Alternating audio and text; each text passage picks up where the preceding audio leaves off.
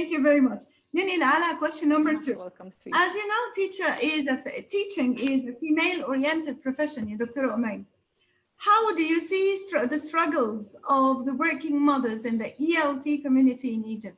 Well, like the biggest challenge ever for all working mothers, not only teachers, but teachers in particular, and I'll tell you why طبعا in a minute, but mainly for teachers is work-life balance. How to start a family. When you start a family and you have children, then you're divided into 2 or 3 people. But the good thing is, even though there are challenges in our profession, I find some sort of similarity between teaching and parenting. Hend. Oh Allah, يعني I believe that in order to become a teacher, you have to become a parent. Yes. And this analogy comes from the fact that when you are a father or a mother, you have to raise yourself again with every single child you have. And this is the same thing as a teacher. You have to reinvent yourself, adjust your teaching style with every group you meet, with every learner, especially troublemakers. You know, every challenging learner that you run across, he or she teaches you something about yourself, how much patience you have, how much tolerance for error, for example, you have, how much tolerance for misbehavior, or what you might call misbehavior you might have, how much professional development you need to work on yourself or give yourself in order to grow further as a teacher. So parenting and teaching are very similar in so many ways. How much you have to work harder to become a better person, a role model for your students, whom they can respect and appreciate and copy and imitate. The teacher has a huge impact on their learners, on their students, and that's why they have to feel like they are my kids. Even if they are adult learners, they are still my kids. And I can read their body language, you know, and whether they're having a good day or a bad day, and then adjust, you know, how I deal with them. I adjust my teaching. I adjust which student I can pair him or her with, you know, and so on. Given what you just said, نقدر نقول إنه واحدة من البروفيشنز اللي دايماً النساء يتفوقن فيها هي مهنة المعلم. والله men will call me biased now, that's for sure.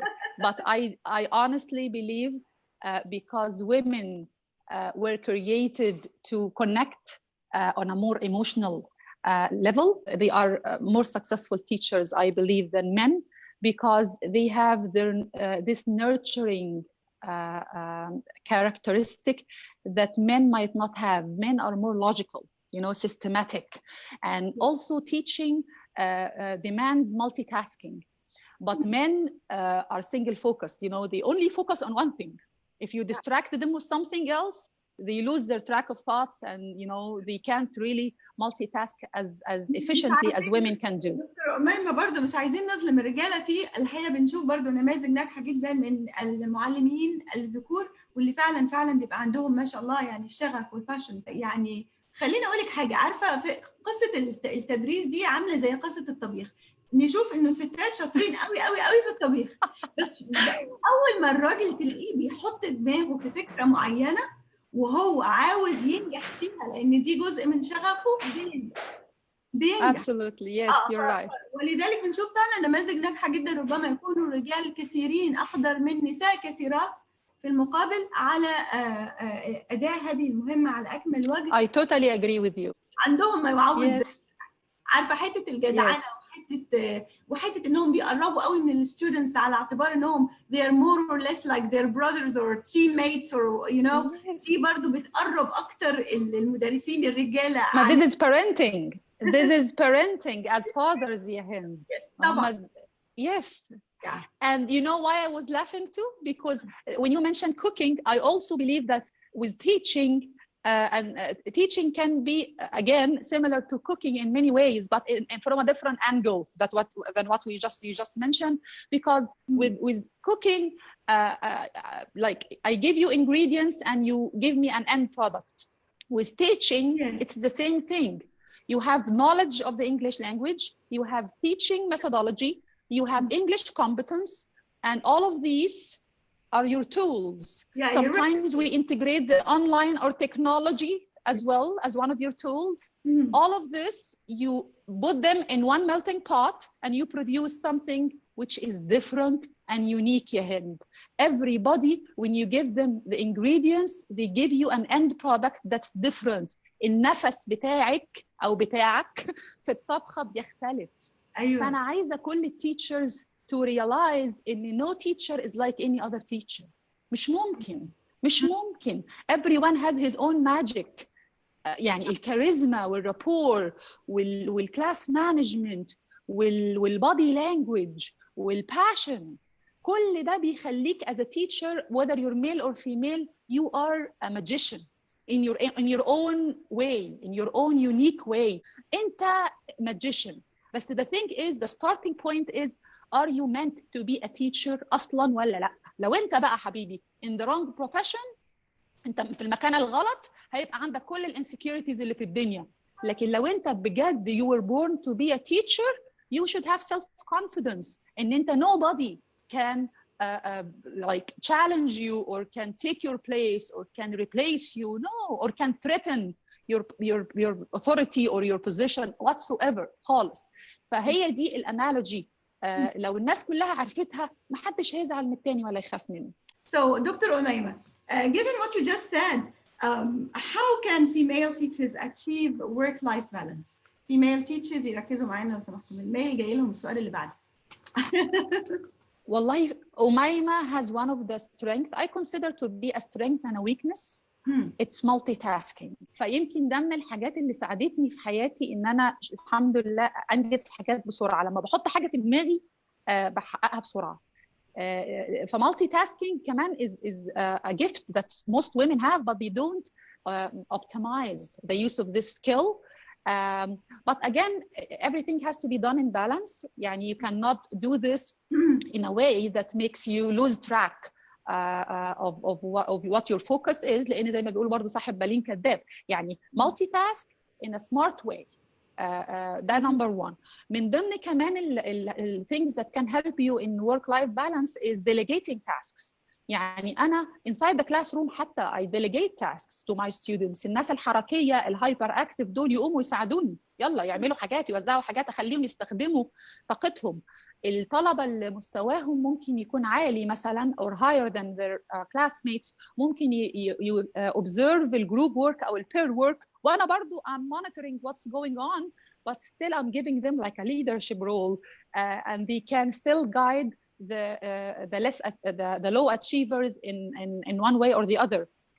Delegating tasks also in my personal life. لما أولادي بدأوا يكبروا شوية بشوية، كل واحد I give them tasks that can fit their age and their interests and everything. يعني I don't have to do everything on my own. There are things that everybody has to take. I am a person who believes that everyone should stand up for their responsibilities and do what's needed or expected from them. Autonomy is one important thing, whether in teaching or parenting. All right. How do you see the future of education after the COVID-19, especially in Egypt يا أمي؟ خليني أسألك سؤال. الفيجن بتاعتك إيه يعني؟ قولي حبيبي. Is it a bright vision ولا حاسة إنه يعني it's deteriorating the level of education in Egypt? No. It's a very, very bright vision. بصي، رب الخير لا يأتي إلا بخير. وربنا سبحانه وتعالى لما جاب COVID-19 ده، عشان كده انت بتقولي رمضان كريم ورمضان الجاي يبقى احسن. انا حاسه ان ده احسن رمضان عدى علينا في حياتنا. صحيح. انا بقالي مش عايزه اقول 20 سنه ما فيش رمضان كنت عارفه استمتع بيه في حياتي. أيوة. Finally I'm doing it. صح. عشان كده ايوه صح. COVID-19 انا ما صدقت ان انا خلاص قفلت الأكاديمية عندي مقفولة، ما فيش مشكلة، خير وبركة. بشتغل اونلاين مع الطلبة بتوعي على قدر استطاعتي، وهم برضو على قدر استطاعتهم، لان الناس كلها المود بتاعها الايام دي is fluctuating. فما فيش مشكلة. في حتى مثل قريته او مقولة at the beginning of the pandemic, if you can't go outside, go inside. And that's what I did. I just went inside وبدأت to meditate and contemplate and think about like reconsider my priority list. أنا بعمل إيه في الدنيا what matters in my life the most. وإيه ال insights that I can get out of this crisis for me and for everyone around. You have no idea how much talking I was able to do with my children. My children, alhamdulillah, they inspire me. Having a dialogue with your children, with your family, حتى connecting with my parents. لأني كنت I was caught in the rat race يا هند. كلنا we have been caught in the rat race. كله بيجري وعمال يصارع وتايه وبيلف في الساقية. ما ينفعش. We have to pause and think. وربنا سبحانه وتعالى جابها لنا من فوق بقى. بصوا انتوا من فوق بقى امر الهي يعني. divine order. صح. It's a divine order. Divine order. Back to your question بقى. Yes. Your question, education after COVID-19. There will be more learner autonomy. I always tell my students, I cannot spoon feed you. I show you the way and you have to do the walking or the jogging or the running. The pace, the speed is in your hands, not in my hands. Learner autonomy means that learners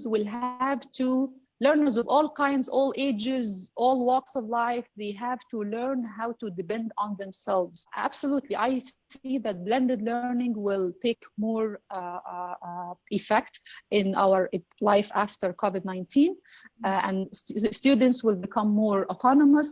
Teachers will have to be more creative in using blended learning and integrating technology in their teaching, not by their willingness, by force. They will be forced literally. And I'm from now until the end of the year, I'm starting now to brainstorm what will be my plan for the end of the year, because I don't want to take risk and open my place for everybody and take some health risks for them and for myself. I want to minimize face-to-face contact as much as possible. That's as far as teacher has to be more creative, has to have more discipline, self-discipline in pursuing their professional development and improving themselves. And I really hope that more recognition of online education takes place worldwide.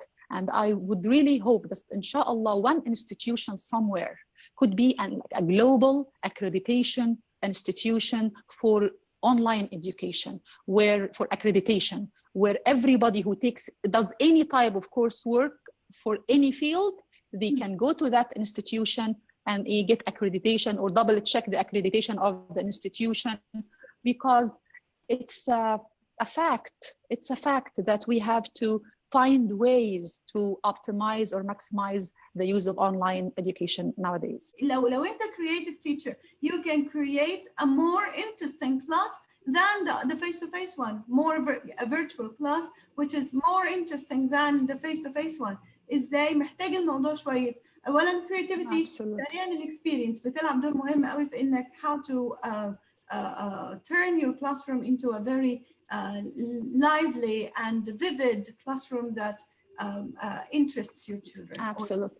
And I would add here, Yahend, don't limit yourself to one platform.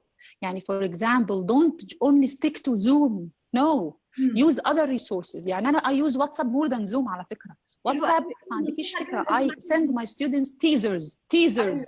بصي يعني I send my students teasers, whether they are pictures, questions, articles, videos, teasers. Then I ask them questions. I put them in touch to start a debate, whatever. It's just like make students interact online, not only be like the spoon feeder through Zoom. No, or Zoom also can be made more interactive. But what my point is integrate different tools of technology, not only one, and try to be as creative as possible and experiment, pilot new methods. Don't stick to one method or one style. Experiment, learn from the experiment, then adjust it, then adapt, refine your teaching methodology. دكتورة أميمة، عندك hobbies ولا ما عندكيش؟ والله هم اثنين اللي بعملهم مؤخرا كتير قوي قوي قوي. walking بحب امشي كتير جدا جدا. ممكن I can walk 2 hours maybe, but my average is like 1 hour per day. و secondly meditation بقى مش لازم يوجا ولا الكلام ده.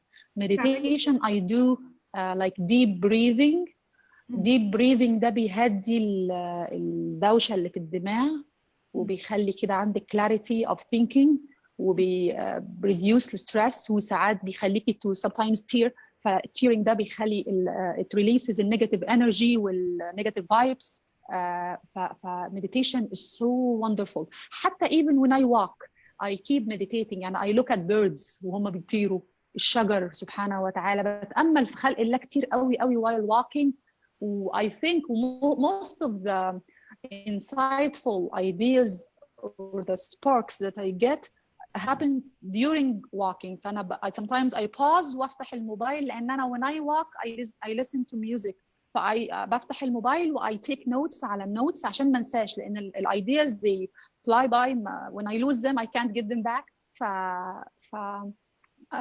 Walking و meditation is what I enjoy the most these days. أنا بسميها نفحات يا هند. نفحات. ربنا ساعات بيقذف الحاجة في قلبك أو في عقلك رايد بيها حاجة معينة. يعني formula for success is devotion. الإخلاص.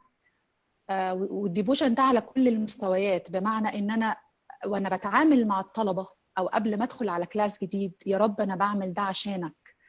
فعامل ربنا في كل طالب بتتعامل معاه حتى لو انت شايفه متعب او بيسأل اسئله كتير او اي حاجه. يعني الاخلاص في ان انا ربنا استعملني. دايما قول لنفسك ربك استعملك. فيعني ادب من باب الادب مع الله ان انا اعمل اللي اقدر عليه وبزياده عشان استحق ابقى من اهل الاحسان. جزاء الإحسان إلا الإحسان. فإن أنت دايما تعقد النية وتخيلي كم الحسنات اللي ممكن الواحد يكسبها لو كل حاجة عملها مع طلابه أو كل مجموعة دخل بدأ معاها أو كل حد رد عليه عشان ربنا مش عشان حاجة. يعني وعقد النية مبدئيا كم الثواب والعظمة. وبعدين بقى سيبك من الثواب والحاجات دي بقى، دي خلاص الحسنات اللي بناخدها. لا، النفحات بقى دي يا هند اللي هي ربنا بيقذف عليكي ideas يعني channeling of the flow. ربنا يا رب يقدرنا ان شاء الله ويستعملنا استعمال الخير اللي يرضيه عنا يا رب.